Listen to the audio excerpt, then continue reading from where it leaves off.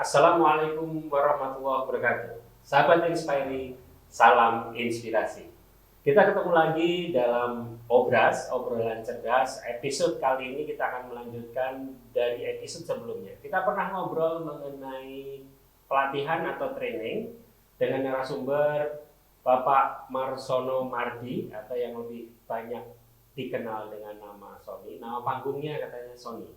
Waktu itu kita bicara mengenai betapa pentingnya training atau pelatihan ini, diantaranya disampaikan dan kita garis bawahi bersama di situ bahwa pelatihan atau training ini sangat penting baik buat perusahaan maupun buat karyawan. Buat perusahaan ini akan menjamin tercapainya visi dan misi perusahaan melalui peningkatan skill dari karyawannya. Jadi pencapaian tujuan perusahaan melalui peningkatan kemampuan seluruh jajaran karyawannya.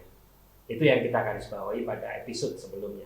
Episode kali ini kita akan membahas mengenai pelatihan dengan narasumber yang sama, Bapak Marsono Mardi atau Pak Sony. Kita akan membahas lebih lanjut mengenai tantangan dilaksanakannya pelatihan, melihat dan mengingat pentingnya pelatihan bagi perusahaan di masa pandemi. Kita sama-sama tahu bahwa di masa pandemi ini kita harus mengikuti protokol kesehatan. Yang paling utama adalah menjaga kerumunan, menjaga jarak. Dua hal ini yang sangat berpengaruh terhadap aktivitas pelatihan atau training dan efektivitas tujuan dari training itu sendiri. Kita akan bahas lebih lanjut lagi mengenai tantangan masa pandemi buat pelaksanaan pelatihan atau training, mengingat pentingnya pelatihan dan training bagi tercapainya tujuan perusahaan. Kita masih bersama dengan Pak Sony. Assalamualaikum warahmatullahi wabarakatuh. Waalaikumsalam warahmatullahi wabarakatuh. Pak Sony sehat? Alhamdulillah Pak. Alhamdulillah. Alhamdulillah. Alhamdulillah. Pak Sony, seperti yang saya sampaikan di depan tadi bahwa kita melanjutkan episode sebelumnya, Pak. Iya, Pak. Mengenai pelatihan. Kita sudah sepakat bahwa pelatihan itu sangat penting, baik bagi karyawan maupun bagi perusahaan, demi tercapainya tujuan visi dan misi perusahaan.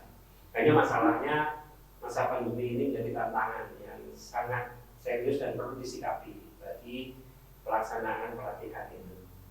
Nah, sebelum kita masuk lebih detail lagi, mungkin bisa Pak Sony memberikan gambaran secara umum dulu, Pak, bagaimana pelaksanaan pelatihan atau training pada masa pandemi ini, Pak. Iya, Pak Priyo, benar sekali bahwa memang seperti yang Pak Priyo sampaikan, bagaimanapun juga proses peningkatan kompetensi dan kapabilitas karyawan di masa pandemi tetap harus berjalan. Dan satu-satunya media yang paling efektif adalah dengan memberikan training kepada mereka semua.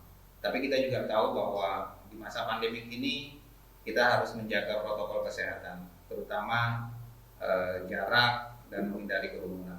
Karenanya banyak pelatihan yang dimodifikasi sedemikian rupa tetap bisa terlaksana dengan baik, efektif dan sesuai dengan tujuannya, namun tetap mempertahankan protokol kesehatan. Nah, itu tantangan yang terbesar. Jadi dari pengalaman saya memberikan banyak virtual atau online training, memang sedikit ada perbedaan, terutama kalau kita memperhatikan gaya belajar dari para peserta. Seperti kita ketahui bahwa minimal ada 3 gaya peserta dalam belajar. Ketika mereka menggunakan, ada yang dominan visual, artinya mereka lebih banyak belajar dari melihat. Kemudian ada juga teman-teman pembelajar yang memang mengandalkan auditori, menggunakan media pendengarannya sebagai media utama dia menyerap informasi. Ada juga yang gayanya kinestetik, mereka harus interaktif, harus mencoba, harus melakukan. Nah, ini yang ketika kita menggunakan online atau virtual training, banyak kendala yang harus kita pikirkan agar tujuan training itu tetap bisa berjalan. Dan memenuhi unsur itu agak sulit, Pak. Ketika kita mencoba memberikan training secara virtual, itu masih lebih enak ketimbang kita online training. Jadi ada perbedaan nih Pak, ada online training, ada virtual training ya. Kalau online, kalau teman-teman peserta mematikan videonya, dia sudah benar karena memang online training. Dia mengandalkan atau panitia memberikan kesempatan untuk mendengarkan auditori saja, audionya saja. Tapi kalau kita bilang kita virtual training ya, atau kita virtual meeting, maka para peserta training atau meeting seharusnya seyogyanya menampilkan videonya. Itu yang ketika kita virtual kita masih ada interaktif Pak. Ya. Itu enak. Jadi ketika kita misalnya memberikan sesuatu penjelasan, kemudian kok tanggapan dari peserta feedbacknya mereka kelihatan wajahnya masih bertanya, kita bisa merubah metodologi. Tetapi kalau audio kita tidak tahu, dan itu kendala atau tantangan dari seorang fasilitator, seorang trainer ketika memberikan online training. Demikian Pak Supriya. Oke, jadi sebetulnya dari 3 tipikal peserta pelatihan tadi itu pada saat kita harus melaksanakan pelatihan di masa pandemi ini, bagaimana pihak penyelenggara untuk menyikapi gitu ya, ya betul. Gitu ya. Meskipun dengan online atau virtual, tadi Pak Sony juga sudah menyampaikan perbedaan online dengan virtual, bagaimana dengan kondisi yang harus diikuti, tapi tetap tadi ada satu poin Pak yang menarik menurut saya adalah respon. Jadi dari Pak Sony sebagai seorang fasilitator itu sangat membutuhkan kontak untuk melihat respons dari peserta ya Pak. Iya betul sekali. Ini tentunya pada saat offline training tatap muka itu menjadi bukan sesuatu hal yang hambatan, tapi begitu baik virtual maupun online tetap itu menjadi tantangan. Paling utama pastinya online. Virtual masih kelihatan tapi belum 100% betul, Pak. Betul. Begitu virtual kan kelihatan dalam satu screen itu banyak sekali, kita nggak bisa melihat satu-satu gitu ya. Jadi, tapi mau nggak mau, kita dalam kondisi pandemi ini itu tetap harus mengikuti dan memanfaatkan media online, virtual maupun bagaimana media online. Tadi Pak Sony sempat menyampaikan juga bahwa bisa melakukan offline dengan protokol kesehatan. Kita akan bahas lebih lanjut lagi nanti di sesi kedua. Sesi pertama saya ingin lebih banyak mendapatkan masukan dari Pak Sony mengenai online atau virtual training ini bagaimana di masa pandemi ini supaya dampaknya bisa dirasakan kedua belah pihak, peserta maupun fasilitator. Nah, ini kan sesuatu hal yang tidak gampang Pak. Iya. Sangat berat gitu. Bagaimana Pak Sony? Ya banyak hal Pak, mulai dari sebelum pelaksanaan virtual atau online training itu sendiri, kita harus memastikan bahwa teman-teman peserta training itu memahami device mereka sendiri tentang aplikasinya. Kita banyak sekali aplikasi untuk online training, ada yang Zoom, ada juga pakai Google Meet, ada juga pakai Webex, ya macam-macam. Dan ketika kita meminta untuk menggunakan satu aplikasi, penyelenggara harus memastikan bahwa para peserta itu sudah familiar dengan aplikasi tersebut. Contoh, ketika fasilitator meminta peran peserta untuk aktif bertanya atau mengangkat tangan. Nah, kalau teman-teman peserta itu belum familiar dengan bingung ya, cara chattingnya gimana ya, cara mengangkat tangan bahwa kita mau bertanya gimana ya. Nah, itu juga satu. Teknis, teknis. Betul. Kedua adalah sinyal. Jadi, kalau kita melakukan training seperti yang biasa kita lakukan di Inspire Konsultan Indonesia Konsultan, kita dari Aceh sampai dengan Manado, Indonesia Timur, tidak semua jaringan sinyal itu kuat, rata. Ada beberapa daerah yang begitu kita tanya, rupanya dia sedang tidak aktif ya, atau sedang ada kendala sinyal. Nah, faktor-faktor dari device, sinyal, kemudian aplikasi, kemampuan teman-teman terhadap aplikasi tersebut itu juga harus kita perhatikan. Jadi jangan sampai ketika kita sudah memulai banyak teman-teman yang masih punya kendala teknis. Yang kedua adalah bagaimana kita mengemas materi itu tetap menarik Artinya walaupun kita tidak bisa 100% interaktif bersama mereka, tetapi kita bisa menampilkan slide-slide yang menarik, yang visual, yang bisa mereka pahami dengan mudah. Dan jangan lupa juga, karena budaya kita bukan budaya yang tingkat pembelajarannya tinggi, artinya maksud saya seperti ini, kita tidak bisa membuat training itu berlama-lama, Pak. Tidak bisa full day training, hampir sulit dikatakan daya serap teman-teman kita sendiri ketika harus duduk dari jam 9 pagi kemudian sampai jam 12, disambung lagi jam 1 sampai dengan jam 5 sore. Rasanya kita masih belum terbiasa hal seperti itu. Tetap walaupun offline saja itu masih berat, apalagi yang online gitu ya. Mereka sendirian harus melihat iPad-nya atau layar laptopnya atau bahkan di HP-nya yang kecil mungil gitu ya, itu akan sangat sulit. Jadi bisa-bisanya kita mengatur durasi, kemudian membagi menjadi beberapa sesi untuk mempertahankan fokusnya peserta terhadap materi yang kita berikan. Demikian Pak. Oke. Masalah teknis itu bisa gadget, kemampuan peserta, dan juga sinyal. Kemudian kita harus menyadari nih daya kemampuan mereka untuk tetap fokus, semangat selama kurun waktu tertentu dengan keterbatasan media. Betul. Karena online atau virtual. Tadi di poin pertama Pak Sony sempat menyampaikan mengenai interaktif. Karena ini kunci daripada efektivitas. Kalau saya tidak salah mengartikan gitu, itu kunci daripada efektivitas pelatihan itu ada di interaksi. Nah, Pak Sony tentunya sangat terbiasa dengan memberikan materi secara interaktif, bahkan banyak praktek dibandingkan teori gitu. Dengan virtual atau online gimana Pak menyikapinya? Iya, biasanya kita akan mengajak peserta untuk mengerjakan pre-work, Pak. Oke. Jadi dengan demikian mereka sudah tahu apa yang nanti akan dibahas, gitu ya. Mereka juga sudah punya persiapan tentang materi, sehingga pada saat kita sharing materi itu sudah punya persepsi yang sama, sudah punya pemahaman yang sama, sehingga interaktif itu bisa timbul.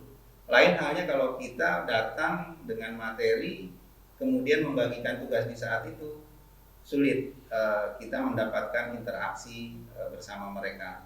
Apalagi materi-materi yang misalnya harus menganalisa, harus praktek dan lain sebagainya, itu sangat sulit ketika kita tidak melakukan yang namanya pre-work sebelum training.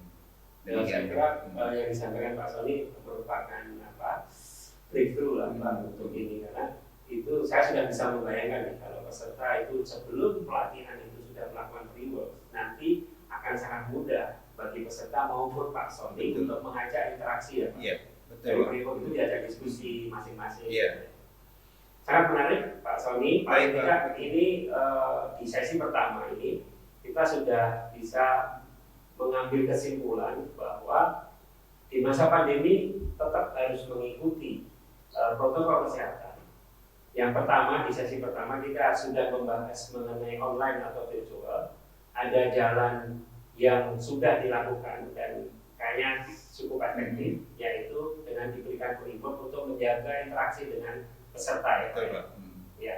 Kita akan lanjutkan lagi nanti Pak Sony di sesi kedua mengenai bagaimana pelaksanaan offline training ini di masa pandemi, tantangannya dan pengalaman Pak Sony. Baik.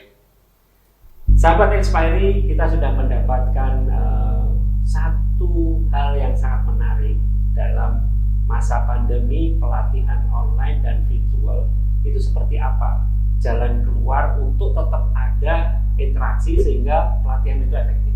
Tadi disampaikan oleh Pak Sony bahwa pre-work itu menjadi jawaban saat ini, karena itu kunci sebagai awal untuk membantu interaksi antara pemberi materi dengan peserta.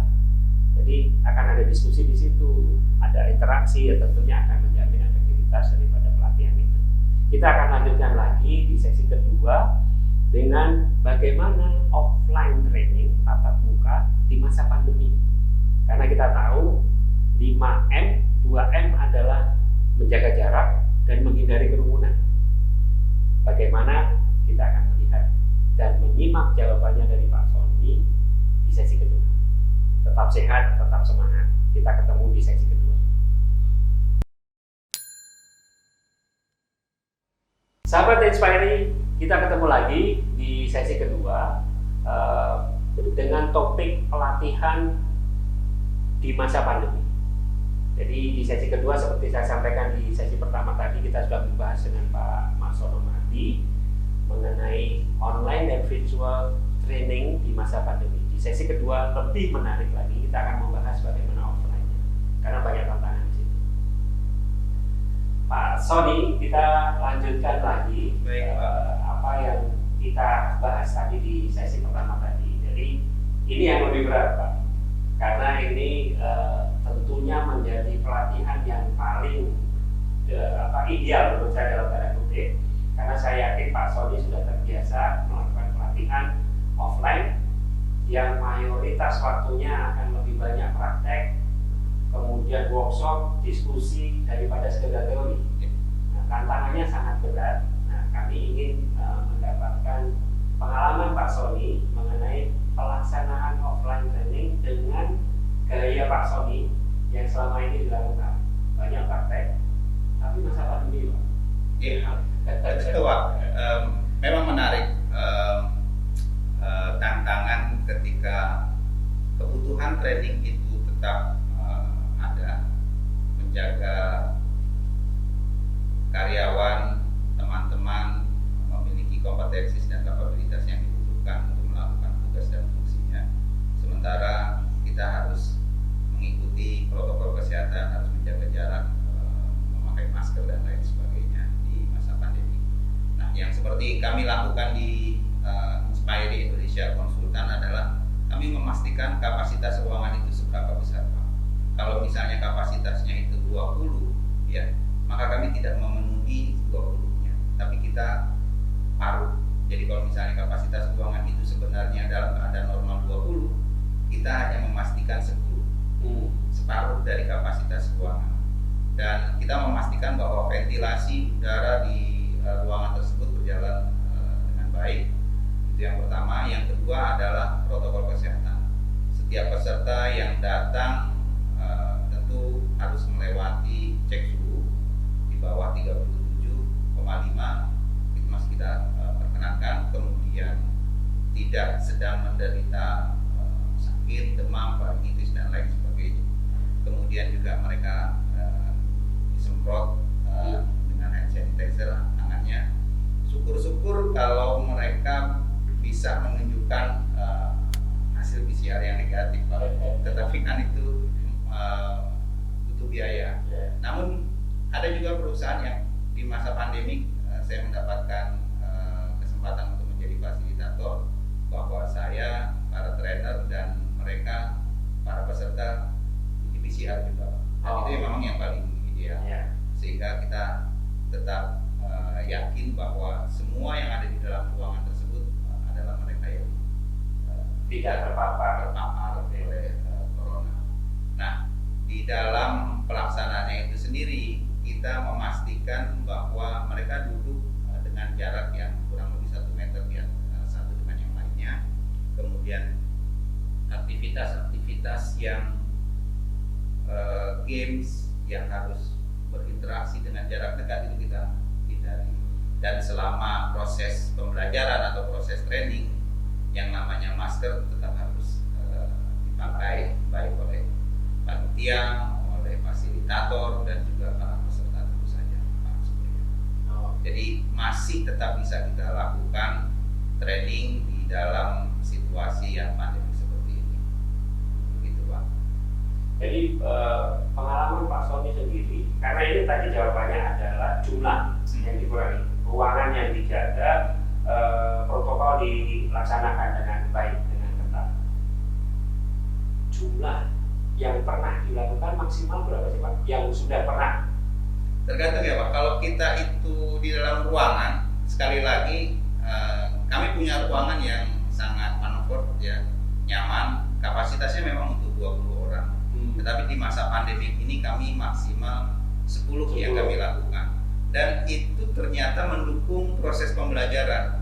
Jadi sangat efektif ketika pembahasannya misalnya analytical business thinking, kemudian coaching, itu hal-hal materi yang sangat interaktif, ya diskusinya antar peserta jadi lebih hidup, dan ketika peserta itu 10, itu kondisinya sangat kondusif untuk proses pembelajaran. Jadi kadang-kadang ada nilai tambah yang justru kita dapatkan ketika peserta itu tidak terlalu banyak, jadi cukup efektif.